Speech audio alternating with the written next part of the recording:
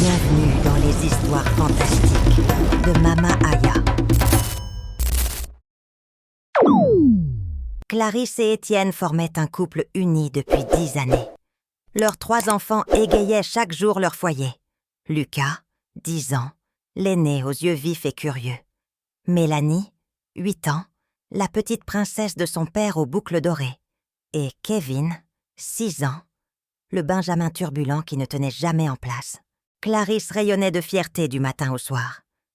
Elle avait construit ce bonheur pierre par pierre, jour après jour. Chaque matin à 5 heures, elle se levait la première. Elle allumait le feu. Elle préparait la bouillie de mil. Elle réveillait les enfants avec des caresses. Chaque soir, elle les bordait en leur racontant des contes. Son mari rentrait toujours à 18 heures précises. Jamais de retard, jamais d'absence inexpliquée, jamais de parfum étranger sur ses vêtements. « Maman, tu es la plus belle femme !» disait souvent Mélanie. « Papa t'aime plus que tout !» ajoutait Lucas. « Vous allez jamais vous séparer, hein ?» demandait Kevin avec ses grands yeux innocents. Ces mots réchauffèrent le cœur de Clarisse. Elle se regardait dans le petit miroir cassé de sa coiffeuse et souriait. Ses cheveux étaient encore brillants, sa peau restait douce. À 30 ans, elle était épanouie. Elle était l'unique femme de la vie d'Étienne. Du moins, c'est ce qu'elle croyait fermement. « Tu as de la chance, Clarisse », lui disait souvent sa voisine Fatou. « Ton mari ne traîne jamais au cabaret. » « Il ne regarde aucune autre femme au marché », confirmait Aminata, l'épouse du forgeron.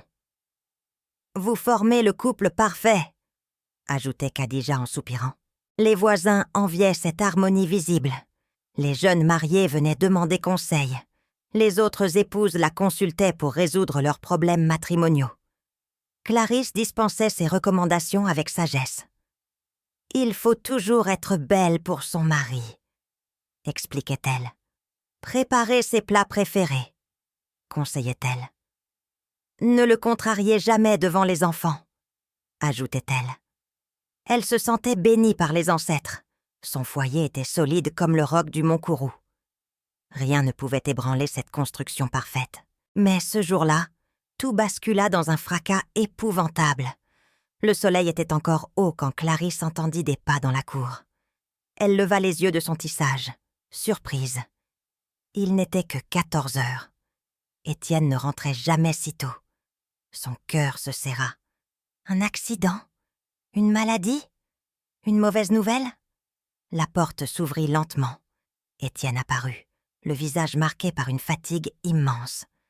Mais ce qui figea le sang de Clarisse, ce fut la petite main qui tenait la sienne. Une enfant qu'elle ne connaissait pas se tenait près de son mari.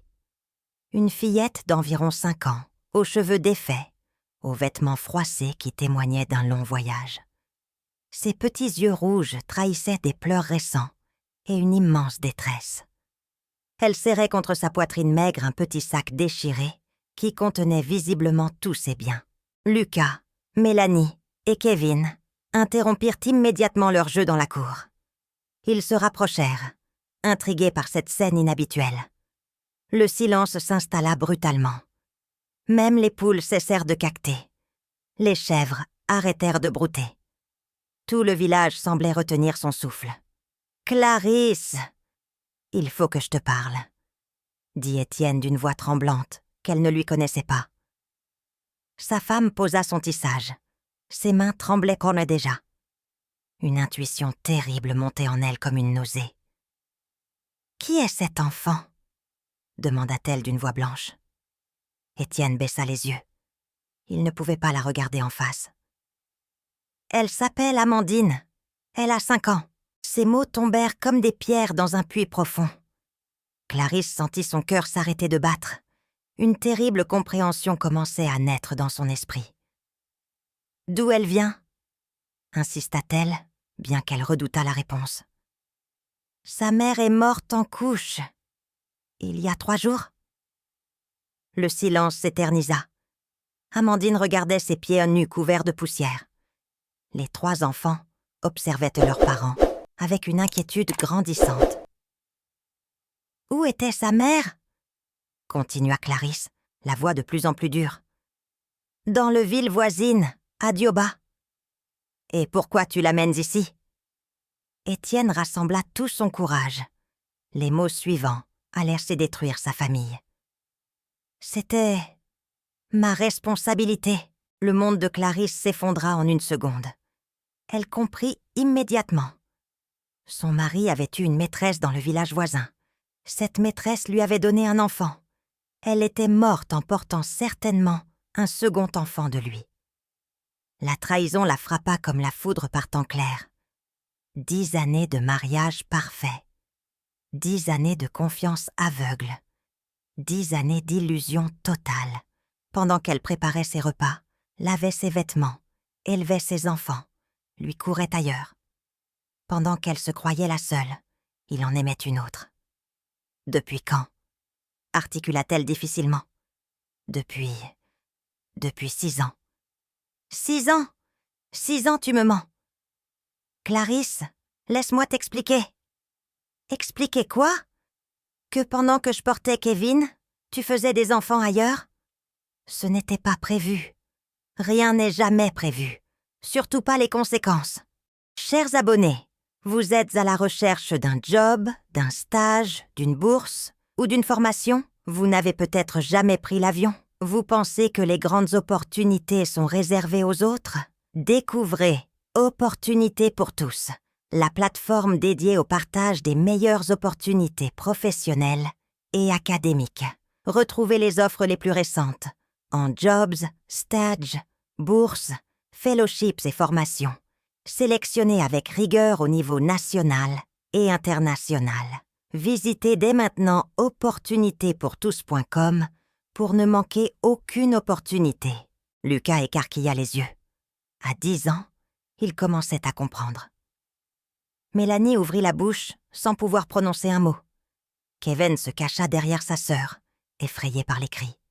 « Désormais, tu as 4 enfants, » continua Étienne avec une autorité forcée. Il n'y aura pas de différence entre eux. Cette phrase acheva de tuer Clarisse. Pas de différence? Cette petite étrangère allait avoir les mêmes droits que ses enfants, les mêmes soins, le même amour? Alors qu'elle représentait la preuve vivante de la trahison de son mari, Lucas écarquilla les yeux. Mélanie ouvrit la bouche, sans rien dire. Kevin se cacha derrière sa sœur. Il ne comprenait pas encore, mais il sentait que quelque chose de grave venait de se produire. Clarisse regarda cette petite Amandine. 5 ans. Elle représentait la preuve vivante de la trahison d'Étienne. Chaque fois qu'elle la verrait, elle penserait à cette autre femme, à cette rivale qu'elle n'avait jamais connue. Une rage froide envahit son cœur. Les premiers jours furent un calvaire silencieux. Amandine restait prostrée dans son coin, comme un petit animal blessé. Elle observait cette nouvelle famille avec une méfiance d'enfant abandonné. Ses grands yeux interrogateurs cherchaient une place, un signe d'accueil, un sourire. Elle ne trouvait que des regards froids.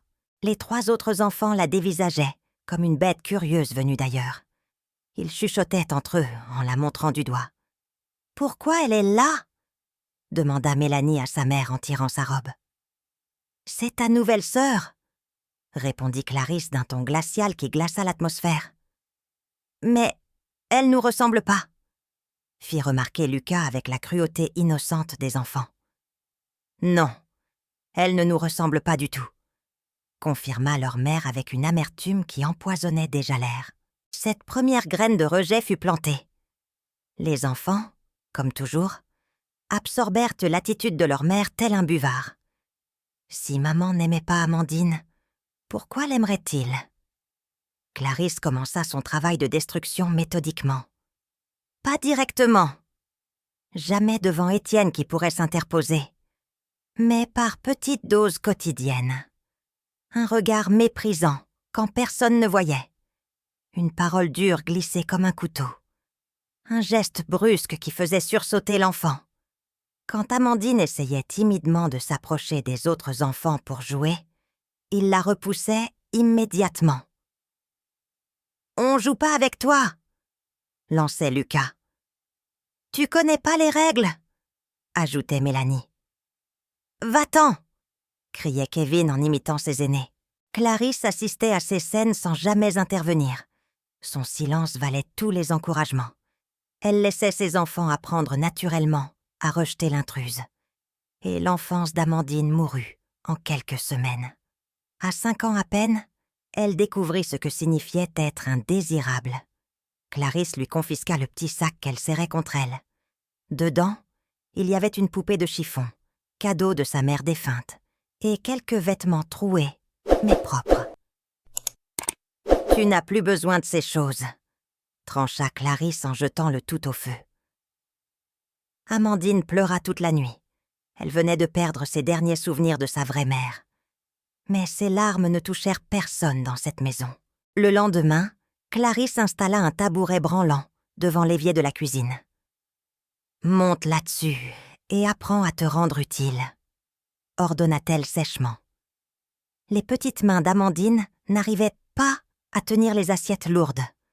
L'eau savonneuse lui brûlait la peau délicate, mais elle serrait les dents et obéissait sans se plaindre.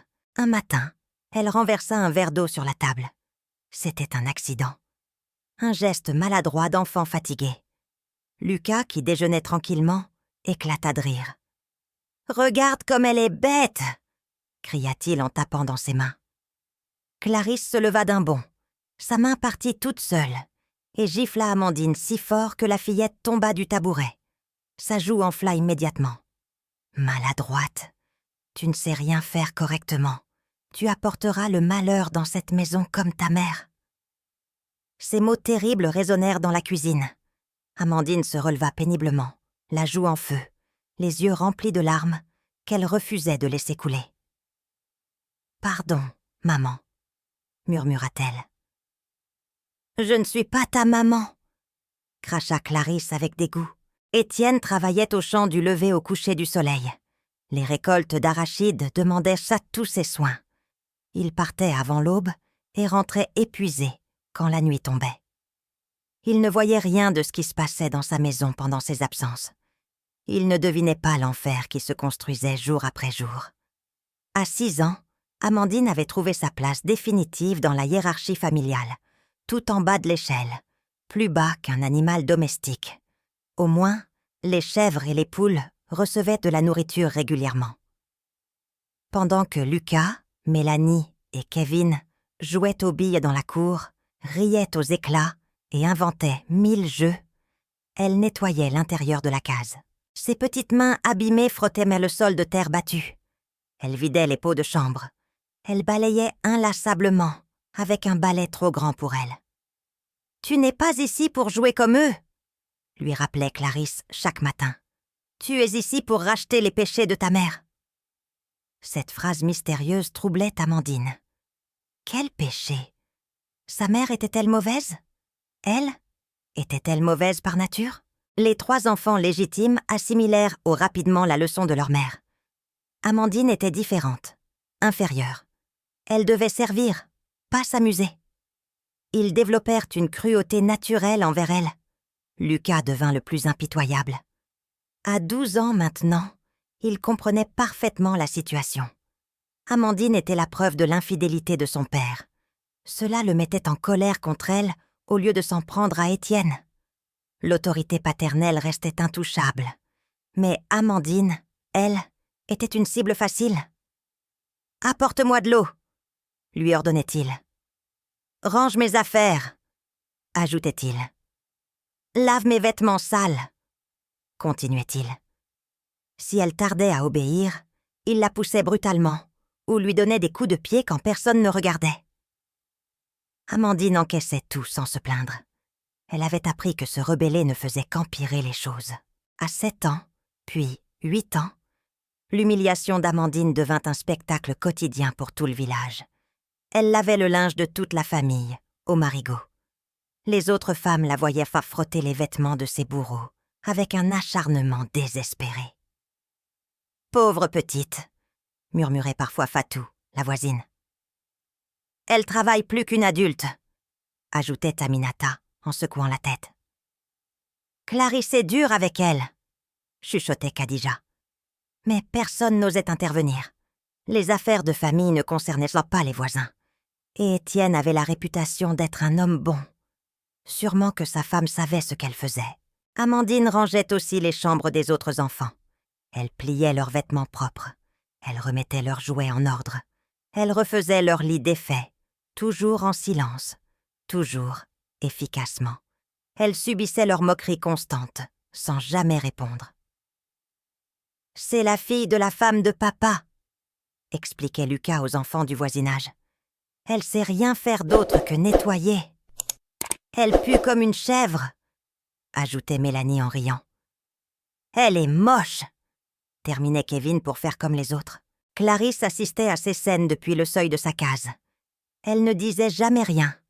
Son silence encourageait cette cruauté collective. Plus ses enfants rejetaient Amandine, plus elle se sentait vengée de la trahison d'Étienne. Cette phrase de Lucas résumait parfaitement la situation. C'est la fille de la femme de papa. Pas leur sœur, pas un membre de la famille, juste l'enfant de l'autre, de la rivale morte qui continuait à hanter leur foyer. Mais Étienne ne devait jamais rien découvrir. Clarisse était devenue maître dans l'art de la dissimulation. Chaque soir, quand elle entendait les pas de son mari dans la cour, elle donnait le signal. Un regard, un geste, un mot code. « Il arrive », murmurait-elle. Immédiatement, la mascarade commençait. Transformation miraculeuse en quelques secondes. Lucas, Mélanie et Kevin s'asseyaient sagement. Amandine recevait rapidement une assiette et des couverts. Tout le monde mangeait ensemble, autour de la même calebasse. L'image parfaite de la famille unie. « Bonsoir, mes enfants », lançait Étienne en poussant la porte. « Bonsoir, papa », répondaient-ils les 4 voix en chœur. Clarisse jouait la mère équitable devant son mari. Elle souriait à Amandine. Elle lui servait de la nourriture. Elle s'enquérait même de sa journée d'une voix faussement tendre. « Comment s'est passée ta journée à l'école, ma chérie ?»« Ma chérie. » Ces mots lui écorchaient la bouche, mais elle les prononçait avec un naturel parfait. Amandine répondait toujours la même chose, d'une petite voix prudente. « Bien, maman. Merci, maman. »« Maman !» Ce mot était un mensonge total, mais l'enfant n'avait pas le choix. Elle avait compris que sa survie dépendait de cette comédie quotidienne. « Elle travaille bien en classe », disait Étienne avec fierté. « L'instituteur me l'a confirmé. »« C'est une enfant intelligente », répondait Clarisse en caressant hypocrite les cheveux d'Amandine. « N'est-ce pas, ma petite ?» Amandine hochait la tête, le cœur serré. Cette tendresse factice lui faisait plus mal que les gifles. Elle préférait encore la violence ouverte à cette fausse affection. Étienne regardait ce tableau familial avec satisfaction. Sa femme avait finalement accepté Amandine. Ses enfants la traitèrent comme leur sœur. Tout allait pour le mieux dans sa maison. Il racontait sa journée au champ. Il plaisantait avec les enfants. Il complimentait sa femme sur le repas. L'atmosphère paraissait détendue et chaleureuse. Mais dès qu'Étienne sortait pour aller voir les animaux ou discuter avec un voisin, l'ordre véritable revenait immédiatement. « Ne la serre plus !» ordonnait Clarisse à voix basse à la ménagère qui les aidait. « Elle mangera les restes dans la cuisine. »« Ne lui parle plus !» ajoutait-elle aux autres enfants. « Papa n'est plus là. »« Et toi ?» lançait-elle à Amandine. « File faire la vaisselle. Tu as assez mangé pour aujourd'hui. » Cette double vie était épuisante pour tout le monde, mais surtout pour Amandine. Elle devait sans cesse jouer un rôle. Sourire quand elle avait envie de pleurer. Remercier quand elle était humiliée. Appeler « maman », celle qui la détestait. Le silence était la règle d'or absolue. Jamais Amandine ne devait révéler la vérité à Étienne. Les menaces de Clarisse étaient à clair. « Si tu parles, je te jure que tu le regretteras toute ta vie. Tu ne sais pas de quoi je suis capable quand on me trahit. » L'enfant apprit donc à mentir pour préserver cette paix fragile qui ne tenait qu'au silence. Elle mentait sur ses bleus en prétextant des chutes. Elle mentait sur sa fatigue en affirmant bien dormir. Elle mentait sur sa faim en disant être rassasiée. Le mensonge devint sa seconde nature. Une protection vitale contre un monde hostile. Certains soirs, Étienne bordait les enfants dans leur lit. Il embrassait Lucas, Mélanie et Kevin sur le front. Puis, il venait vers Amandine. « Bonne nuit, ma fille », disait-il tendrement. « Bonne nuit, papa », répondait-elle en serrant les dents. Ces moments étaient les plus durs pour elle. Cette affection paternelle authentique contrastait cruellement avec la haine maternelle qu'elle subissait. Elle aurait voulu crier la vérité, dénoncer les sévices, implorer la protection. Mais elle ne disait rien. Elle avait trop peur des représailles de Clarisse.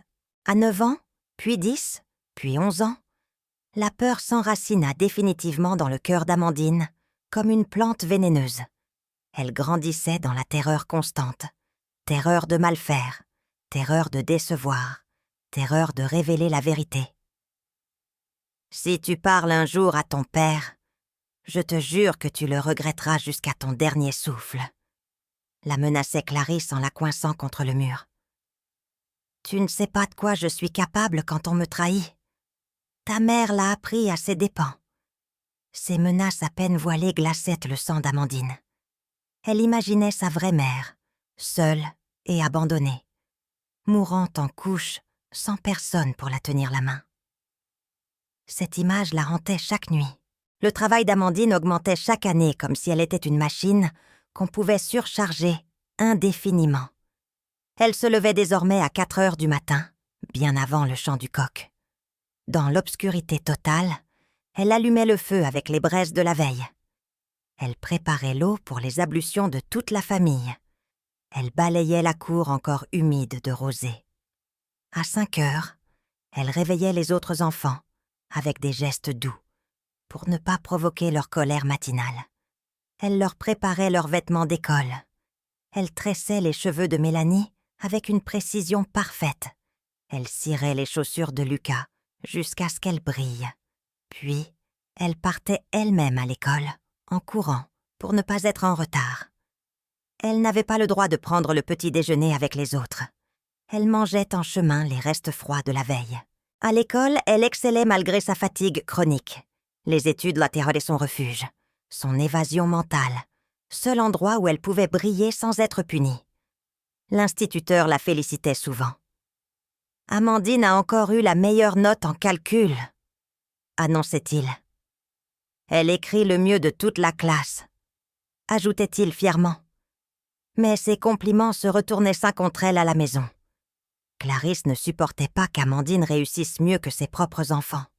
« Tu crois peut-être que tu es plus intelligente qu'eux ?» lançait-elle avec mépris. « À quoi ça te sert d'avoir de bonnes notes si tu ne sais même pas faire le ménage correctement ?» L'isolement d'Amandine était total et calculé. Elle n'avait le droit de jouer avec aucun enfant du village. Clarisse prétextait qu'elle avait trop de travail à la maison. « Elle doit apprendre la vie », expliquait-elle aux voisines curieuses. « Une fille sans mère a besoin de discipline. » Les autres enfants finirent par l'oublier. Elle devint invisible, transparente, une ombre qui s'activait sans bruit dans la maison. Pendant ce temps, ses 3 demi-frères et sœurs grandissaient dans l'insouciance totale et l'égoïsme le plus complet. Lucas atteignit 16 ans, puis 17 ans, et devint d'une paresse monumentale. Il passait ses journées à dormir, à discuter avec ses amis, à jouer aux cartes sous les arbres. Quand sa mère lui demandait d'aider aux tâches familiales, il refusait catégoriquement. « J'ai autre chose à faire », protestait-il. « Amandine s'en occupe très bien », ajoutait-il avec un haussement d'épaules. Mélanie, 15 ans maintenant, avait développé une coquetterie excessive. Elle passait des heures devant le miroir à s'admirer. Elle se faisait coiffer par Amandine tous les matins, avec des exigences de princesse. « Refais mes tresses », ordonnait-elle. « Elles ne sont pas assez serrées. Apporte-moi mon plus beau pagne », ajoutait-elle. « Je veux être la plus belle au marché. » Elle ne levait jamais le petit doigt pour aider. Elle considérait Amandine comme sa servante personnelle, sans éprouver la moindre reconnaissance. Kevin, 13 ans désormais, imitait parfaitement la froideur de sa mère envers Amandine. Il avait appris à la traiter avec le même mépris, la même indifférence cruelle. Pour lui, c'était normal. Il n'avait jamais connu autre chose.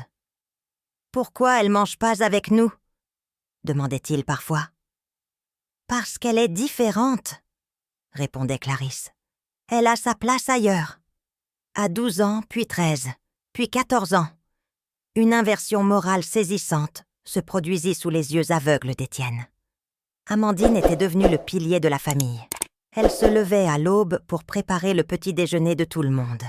Elle lavait, nettoyait, cuisinait, rangeait, avec l'efficacité d'une adulte expérimentée. Elle gérait l'organisation de la maison mieux que Clarisse elle-même. Ses résultats scolaires étaient toujours excellents, malgré ses conditions de vie épouvantables. Elle trouvait le temps d'étudier à la lueur des braises, après que tous les autres dormaient. Elle portait littéralement la maison sur ses épaules d'adolescente. Sans elle, rien ne fonctionnait plus. Le contraste avec les 3 enfants biologiques était saisissant et révoltant. Ils vivaient comme des parasites. Ils ne se levaient qu'à la dernière minute. Ils prenaient le petit déjeuner préparé par Amandine. Ils enfilaient les vêtements lavés et repassés par Amandine. Ils rentraient le soir dans une maison nettoyée par Amandine, sans jamais dire merci, sans jamais reconnaître ses efforts, sans jamais réaliser qu'ils dépendaient entièrement d'elle. Mais Clarisse ne voyait rien de cette ironie tragique. Son ressentiment contre la fille de l'autre l'aveuglait complètement. Plus Amandine se montrait parfaite, plus elle la détestait. Cette perfection lui rappelait sans cesse sa propre médiocrité de mère et d'épouse trompée. Chers amis, abonne-toi dès maintenant pour rejoindre la tribu de Mama Aya et laisse Mama Aya te guider dans des histoires africaines fascinantes et mystérieuses. Puis vint ce jour terrible qui allait tout bouleverser à nouveau. Clarisse tomba brutalement malade. Une fièvre maligne s'empara d'elle comme un mauvais esprit. Son corps robuste de trentenaire s'affaiblissait de jour en jour sous l'effet d'un mal mystérieux. Elle ne pouvait plus se lever de son lit, plus se laver sans aide, plus manger seule, sans trembler. Ses forces l'abandonnaient une à une. Elle, qui dirigeait sa maison d'une main de fer, se retrouvait soudain dépendante de tous, humiliée par sa propre faiblesse, réduite à l'impuissance la plus totale. Cette chute brutale la terrifiait plus que la mort elle-même. Elle, qui avait toujours été forte, dominatrice, crainte, se découvrait vulnérable comme un nouveau-né. Les enfants qu'elle avait choyés, gâtés, protégés toute leur vie, la fuyaient maintenant, comme la peste. Lucas, son fils aîné qu'elle adorait, ne supportait pas de la voir dans cet état. Il entrait dans sa chambre, jetait un regard dégoûté sur ce corps amaigri et ressortait immédiatement. « Je ne peux pas rester là, ça me dégoûte complètement », disait-il à ses amis en sortant précipitamment. « Elle pue la maladie et la mort. » Cette cruauté de son propre fils la brisait plus que tous les maux physiques réunis. Lui qui réclamait sans cesse son attention, ses caresses, ses privilèges, l'abandonnait au moment où elle avait le plus besoin de lui. Mélanie, sa petite princesse chérie, réagissait encore plus mal. Elle plissait le nez avec dégoût devant l'odeur de maladie qui envahissait la chambre. « Ça sent vraiment mauvais ici », se plaignait-elle en se bouchant le nez. « Je ne peux pas respirer.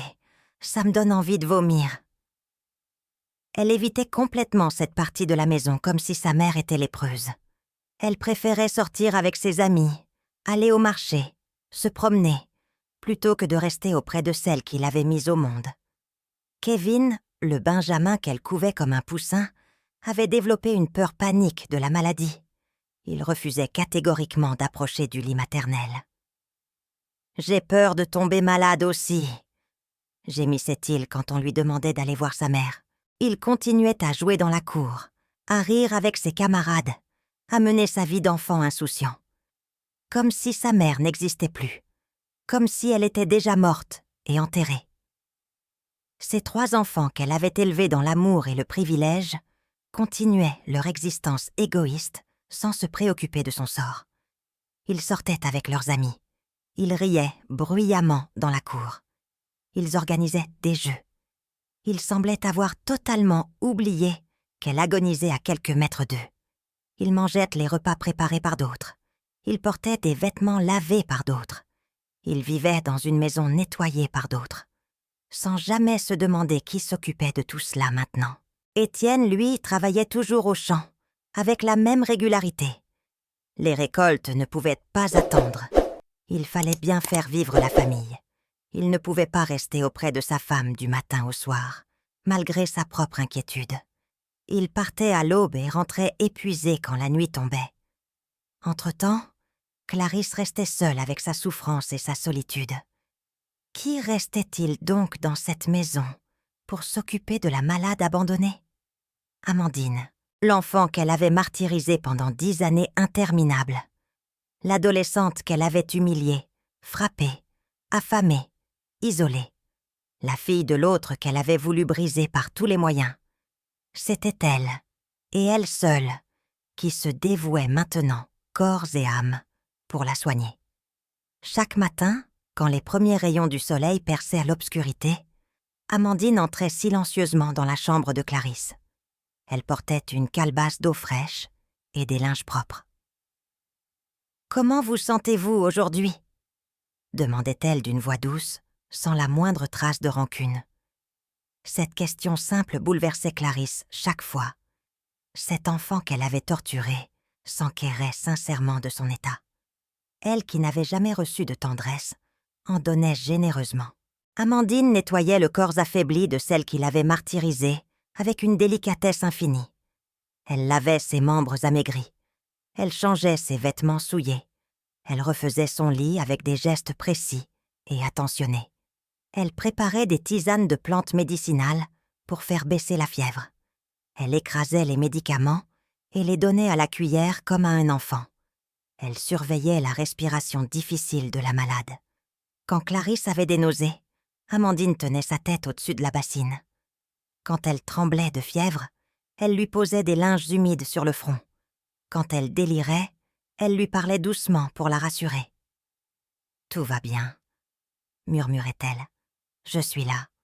Vous n'êtes pas seule. » Ces paroles de réconfort venues de celle qu'elle avait voulu détruire transperçaient le cœur de Clarisse, comme des poignards. Comment cette adolescente de 15 ans pouvait-elle être si généreuse, si pardonnante, si humaine? Elle observait Amandine s'activer autour d'elle, avec une efficacité parfaite. Cette jeune fille gérait tout, les soins, le ménage, les repas, les courses, l'école. Elle ne se plaignait jamais. Elle ne réclamait aucune reconnaissance. Elle donnait sans compter. Pendant ce temps, ses 3 enfants biologiques vivaient leur vie d'égoïste complet. Ils se servaient des repas préparés par Amandine. Ils portaient les vêtements lavés par Amandine. Ils profitaient de la maison entretenue par Amandine, sans jamais dire merci, sans jamais proposer leur aide, sans jamais se soucier de leur mère mourante. Une scène marqua particulièrement Clarisse et acheva de lui ouvrir les yeux. Un après-midi de grande souffrance, elle appela faiblement. « Mélanie, Mélanie, j'ai soif !» Seul le silence lui répondit. Sa fille était partie se promener avec ses amis. « Lucas, Lucas, aide-moi !» Aucune réponse. Son fils aîné jouait aux cartes sous les arbres. « Kevin, Kevin, où es-tu » Toujours rien. Le Benjamin s'amusait dans la cour avec ses camarades.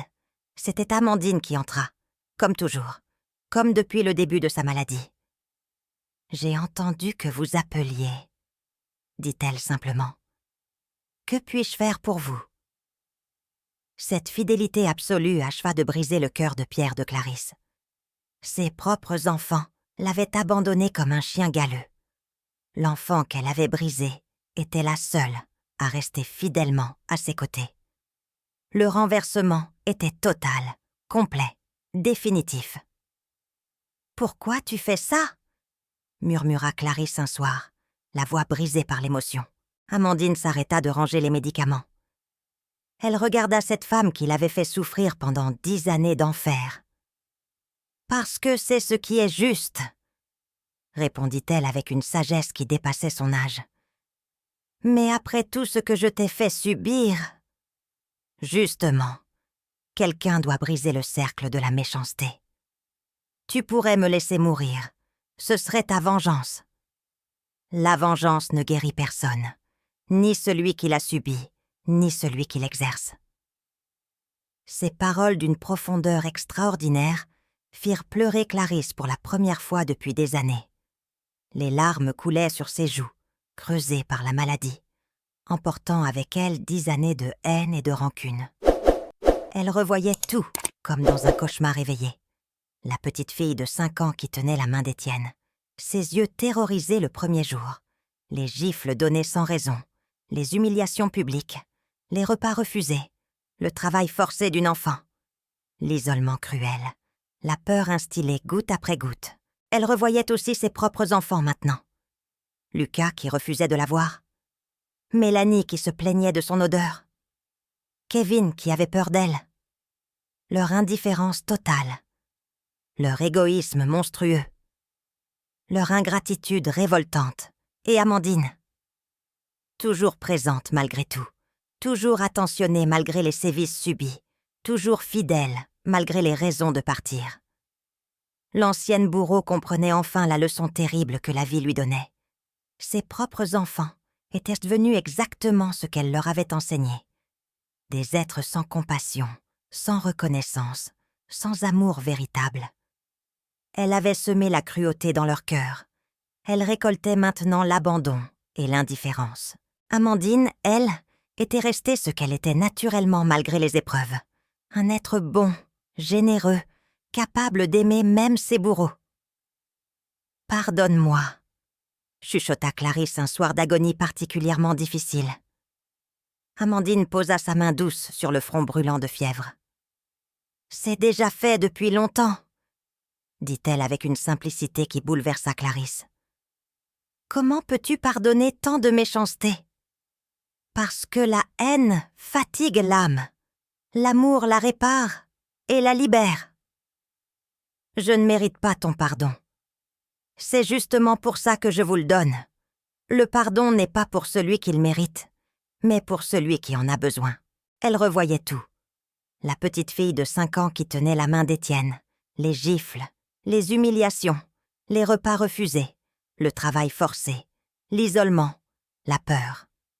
Elle revoyait ses propres enfants, leur indifférence, leur égoïsme, leur ingratitude.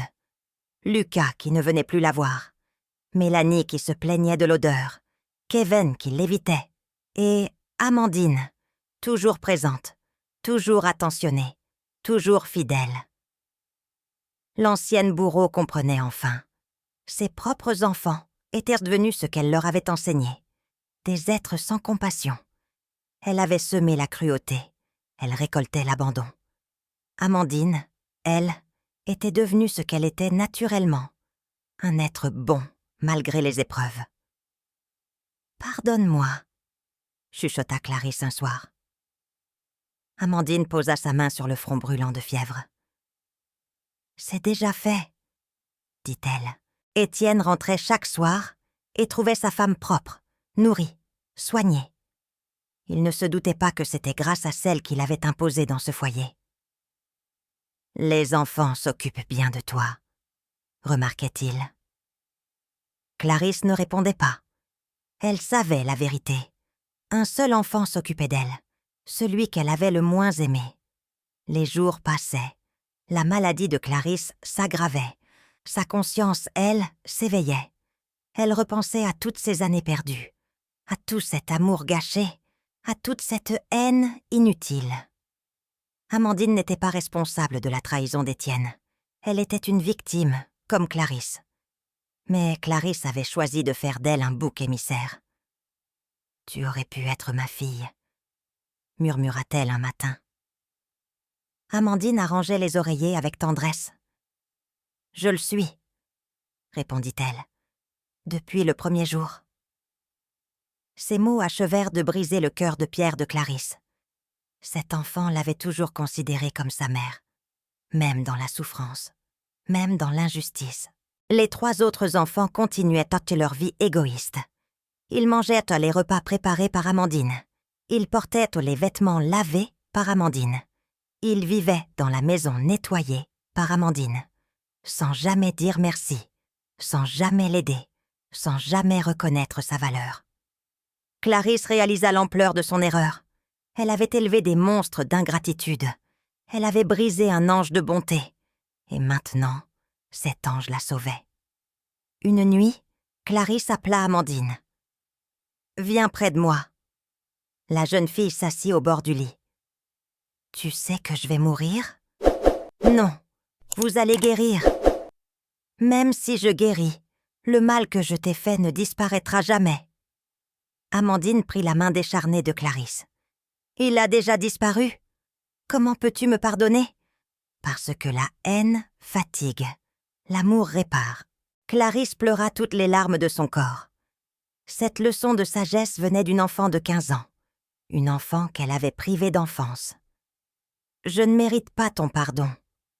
C'est justement pour ça que je vous le donne. » Les semaines suivantes, Clarisse observa sa famille d'un œil nouveau. Lucas passait ses journées à ne rien faire. Mélanie se préoccupait uniquement de sa beauté. Kevin grandissait dans l'égoïsme. Amandine, elle, gérait tout. La maison, les repas, les courses, l'école et les soins à sa mère adoptive. Quand Étienne rentrait, il trouvait un foyer en ordre. Il ne voyait pas les efforts d'Amandine. Il ne voyait pas la paresse de ses enfants biologiques. « Vous formez une belle famille », disait-il parfois. Clarisse souriait amèrement. « Belle famille. 3 enfants ingrats et une sainte martyrisée ?» Un jour, Lucas se plaignit devant son père. « Amandine monopolise maman. On ne peut jamais la voir. » Étienne fronça les sourcils. « C'est vrai, Clarisse ? » ?»« Non, » répondit-elle fermement. « Amandine me soigne parce que personne d'autre ne le fait. Ce fut la première fois qu'elle défendait publiquement celle qu'elle avait longtemps persécutée. » Lucas resta bouche bée. Mélanie baissa les yeux. Kevin se tut. Étienne ne comprit pas cette tension. Il n'avait jamais rien vu. Il n'avait jamais rien su. Cette nuit-là, Clarisse prit une décision. « Amandine, viens ici. »« Oui, maman. »« Ne m'appelle plus maman. Je ne le mérite pas. »« Comment je dois vous appeler alors ? » ?»« Comme tu veux. Mais plus maman. » Amandine réfléchit. « Je vais continuer à vous appeler maman. Parce que vous l'êtes vraiment maintenant. » Ces mots achevèrent de transformer le cœur de pierre de Clarisse en chair vivante et sensible. Cet enfant de 15 ans lui donnait une leçon de vie d'une profondeur extraordinaire. Elle avait appris seule, dans la souffrance, ce que des adultes n'arrivent jamais à comprendre. Les semaines suivantes furent celles de la renaissance spirituelle de Clarisse. Sa maladie reculait lentement, mais son âme guérissait plus vite que son corps. Elle découvrait Amandine comme si elle la voyait pour la première fois. Cette adolescente était exceptionnelle, à tout point de vue. Courageuse face à l'adversité. Généreuse malgré la privation. Travailleuse sans se plaindre. Intelligente malgré les obstacles. Bonne malgré la méchanceté subie. Elle voyait aussi ses autres enfants avec un regard neuf et impitoyable. Lucas était devenu un jeune homme paresseux et égoïste. Mélanie, une adolescente superficielle et ingrate.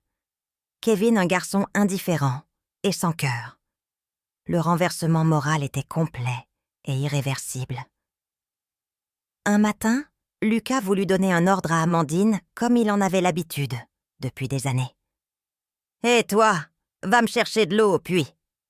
lança-t-il avec arrogance. « Tu as des jambes qui fonctionnent parfaitement. Va la chercher toi-même !» intervint Clarisse d'une voix ferme qui surprit tout le monde. Lucas ouvrit des yeux ronds comme des billes. Pour la première fois de sa vie, sa mère prenait la défense d'Amandine contre lui. « Mais maman, c'est toujours elle qui... » « Il n'y a pas de « mais » qui tienne. Amandine n'est pas ta servante personnelle, elle est ta sœur. Ce mot « sœur » résonna dans la case comme un coup de tonnerre. Après 10 années de rejet, Clarisse reconnaissait officiellement Amandine comme membre à part entière de la famille. Mélanie essaya à son tour de tester les nouveaux rapports de force.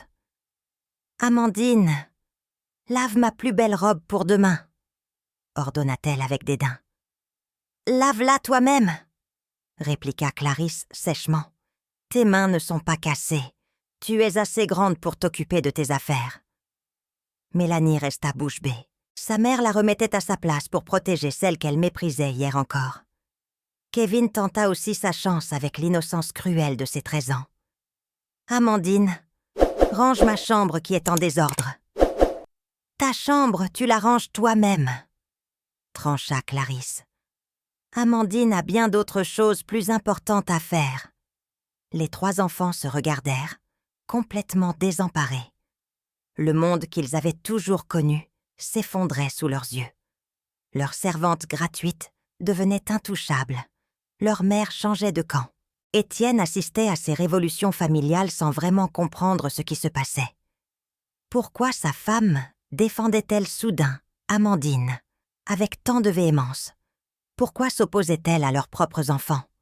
« Tu changes beaucoup depuis ta maladie, Clarisse, » remarqua-t-il un soir avec perplexité. « Oui, je change. J'apprends enfin à voir la vérité, » répondit-elle sans détour. « Quelle vérité? Que j'ai élevé 3 enfants égoïstes et ingrats, et que j'ai failli briser un ange. » Ces paroles frappèrent Étienne comme une révélation. Pour la première fois, il observa vraiment ses enfants et leur comportement. Lucas, paresseux et irrespectueux. Mélanie, capricieuse et superficielle. Kevin, indifférent et dur. Il observa aussi Amandine avec des yeux nouveaux, travailleuse, respectueuse, serviable, intelligente, bonne. La différence était effectivement frappante. « Tu as peut-être raison, » admit-il lentement. « Peut-être que nous nous sommes trompés dans leur éducation. » Ce soutien inattendu d'Étienne libéra complètement Clarisse. Elle pouvait maintenant agir sans craindre l'opposition de son mari. Elle instaura immédiatement de nouvelles règles dans la maison. Chacun devait participer équitablement aux tâches ménagères. Plus de privilèges automatiques pour Lucas, Mélanie et Kevin. Plus d'esclavage pour Amandine. L'équité et la justice régnaient enfin après 10 années d'oppression. Les 3 enfants biologiques protestèrent violemment. Ils boudèrent, menacèrent, pleurèrent. Rien n'y fit. Clarisse était déterminée à réparer 10 années d'injustice criante. « Vous aviez une servante gratuite et soumise, » leur dit-elle clairement. « Cette époque est définitivement terminée. »« Mais elle est faite pour ça !» protesta Lucas avec la bêtise de ses 18 ans. « Personne au monde n'est fait pour être esclave, » répondit Clarisse fermement. « Papa l'a amenée pour nous aider dans la maison, » insista Mélanie. « Papa l'a amenée pour être votre sœur, pas votre domestique. » Cette vérité les frappa comme une gifle magistrale. Amandine était leur sœur de sang. Ils l'avaient traitée comme une étrangère, comme une moins que rien. Certains soirs, quand le travail était fini, Clarisse s'asseyait près d'Amandine dans la cour étoilée. « Raconte-moi tes rêves d'avenir, ma fille, » disait-elle avec une tendresse authentique. « Mes rêves ?» répétait Amandine, surprise qu'on lui pose une telle question. « Oui, tes projets, tes ambitions, ce que tu veux faire de ta vie. » Amandine réfléchissait longuement. Elle n'avait jamais eu le droit de rêver. Maintenant, les possibilités s'ouvraient devant elle. « Je voudrais devenir institutrice, » dit-elle finalement. « Pourquoi ce choix ? Pour aider les enfants à apprendre et à grandir dans la joie, pas dans la peur. » Cette générosité naturelle touchait Clarisse aux larmes. Après tant de souffrances endurées, Amandine voulait encore aider les autres, répandre la bonté, construire, au lieu de détruire. « Tu y arriveras, je te le promets solennellement, » dit Clarisse. « Je t'aiderai de toutes mes forces. »« Merci, maman, » murmura Amandine. Ce mot résonnait maintenant différemment. Il portait l'amour vrai, l'affection sincère, le lien réel, enfin établi. Les mois qui suivirent, la famille a trouvé lentement un nouvel équilibre. Plus juste, plus humain, plus authentique. Lucas, Mélanie et Kevin apprirent difficilement à respecter Amandine. Ils découvraient ce qu'elle était non seulement leur égale, mais souvent leur supérieure en maturité et en bonté. Étienne redécouvrait sa fille adoptive sous un jour complètement nouveau. Il était fier de son intelligence exceptionnelle, de sa maturité précoce, de sa générosité naturelle. Clarisse vivait une renaissance totale. Elle rattrapait le temps perdu avec Amandine. Elle lui donnait enfin l'amour maternel qu'elle lui avait refusé pendant 10 années. Mais le passé ne s'effaçait pas d'un coup de baguette magique. Les cicatrices demeuraient, les souvenirs persistaient. 10 années de maltraitance ne se réparaient pas en quelques mois. Amandine restait marquée à vie par ces épreuves. Elle sursautait parfois sans raison apparente. Elle s'excusait constamment, même quand elle n'avait rien fait de mal. Elle gardait des réflexes de soumission difficiles à effacer. « Tu n'as plus jamais à avoir peur », lui répétait Clarisse inlassablement. « Je sais bien. Mais c'est plus fort que moi, » avouait Amandine.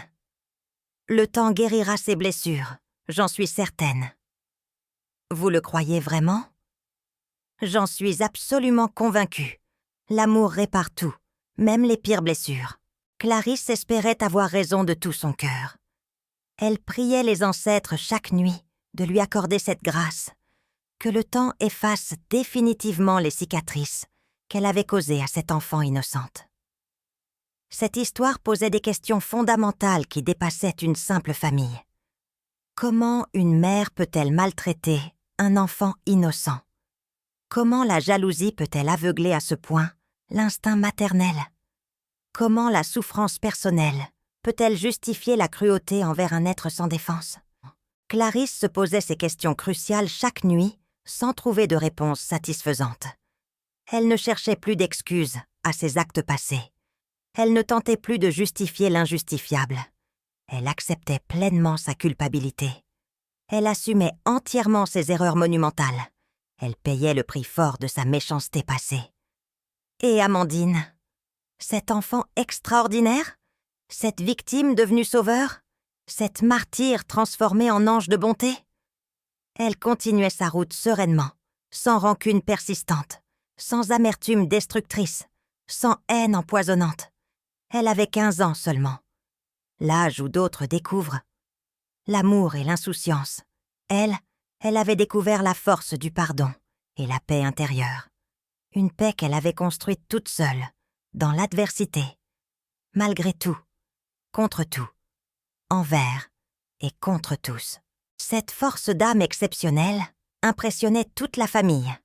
Même Lucas, Mélanie et Kevin commençaient à admirer sincèrement leur sœur adoptive. « Elle est bien plus mature que nous trois réunis », admit finalement Mélanie avec honnêteté.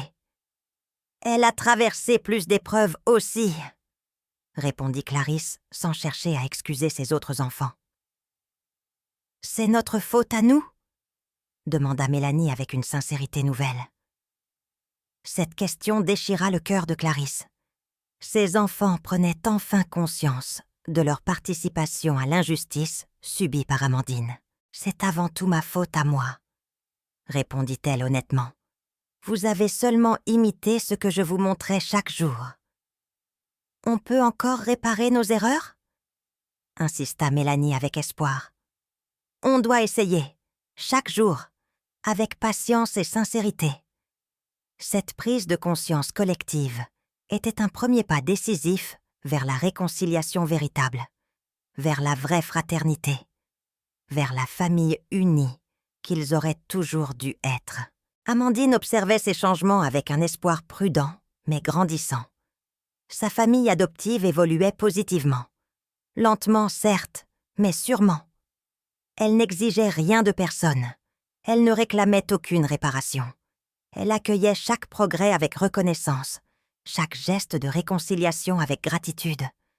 Cette patience infinie et cette capacité de pardon émouvait Clarisse chaque jour davantage.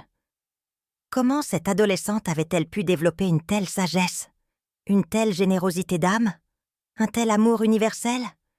Mystère profond de la résilience humaine. Mystère de la bonté qui survit à tout. Mystère du pardon qui transforme les cœurs. Amandine incarnait parfaitement ces mystères. Elle était la preuve vivante que l'amour triomphe toujours du mal, même dans les conditions les plus difficiles, même après les pires épreuves imaginables. Et Clarisse? Elle représentait la preuve qu'il n'est jamais trop tard pour changer radicalement, jamais trop tard pour reconnaître ses erreurs, jamais trop tard pour apprendre à aimer vraiment. 2 femmes au destin croisé. 2 leçons de vie complémentaires. L'une avait appris la bonté dans la souffrance injuste. L'autre avait trouvé la rédemption dans la maladie révélatrice. Toutes 2 avaient finalement découvert l'essentiel. L'amour authentique est la seule force au monde qui guérit vraiment toutes les blessures. Chers amis, Mama Aya vous conseille de ne jamais faire payer à un enfant innocent les erreurs des adultes. La colère et la jalousie peuvent nous aveugler, mais rappelons-nous que chaque enfant mérite l'amour et la protection, peu importe les circonstances de sa naissance. Car celui que nous rejetons aujourd'hui pourrait être celui qui nous tendra la main demain. C'était votre conteuse, Mama Aya. Si cette histoire a réchauffé ton cœur, abonne-toi et active la cloche pour ne rien manquer des prochaines aventures. Laisse-moi aussi un commentaire chaleureux et dis-moi depuis quel pays tu m'as écouté.